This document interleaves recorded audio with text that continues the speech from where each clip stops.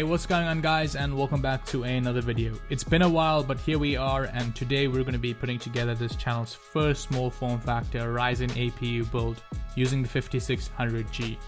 This build is long overdue given the current market situation. It's not so hard to get your hands on a GPU anymore, so there will be upcoming budget builds that do indeed have a GPU.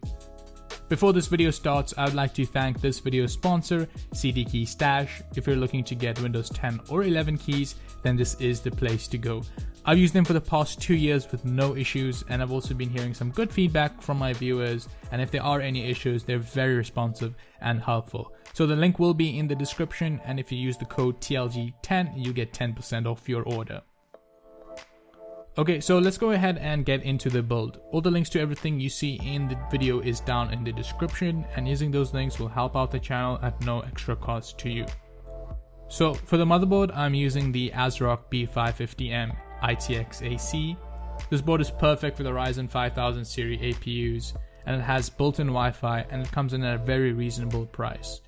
For the CPU, as mentioned earlier, we're using the Ryzen 5 5600G. It's a 6-core, 12-thread CPU that is very capable at handling tasks with a base clock of 3.9 GHz and a boost of 4.4 GHz.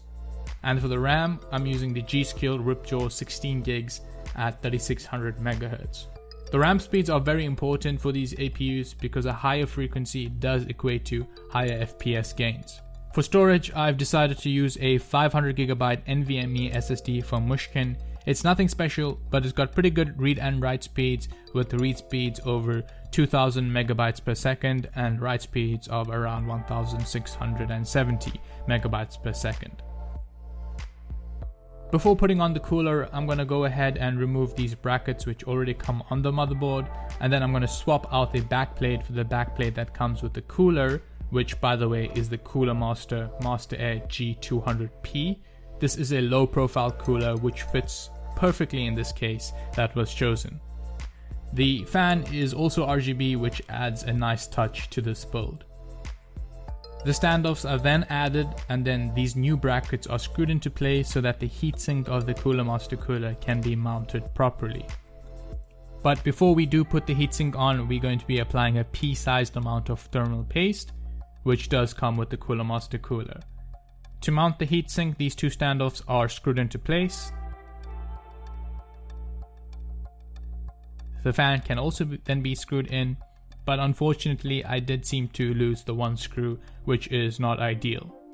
The fan and RGB header is then plugged in, and the motherboard is ready to be placed inside the case.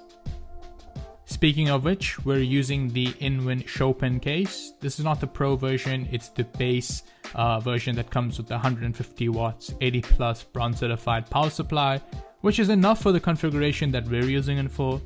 And despite this case being pretty small, it's very enjoyable to build in, and it didn't cause any hassle throughout this process.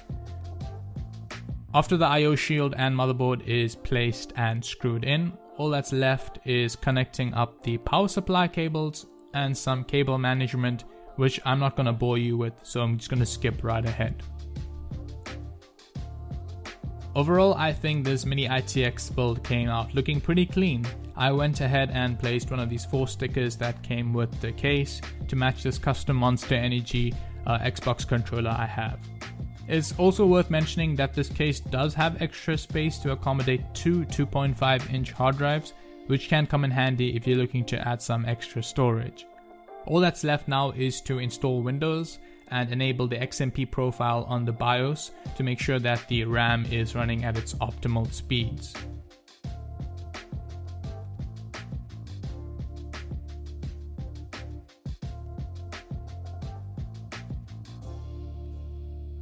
Again, I'm not going to go through the full Windows installation guide, but I do have full guides on my channel if that's what you're after.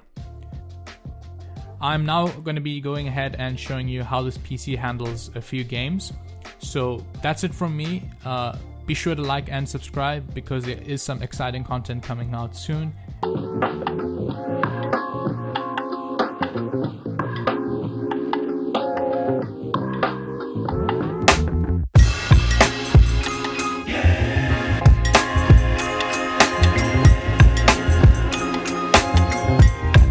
Inflicted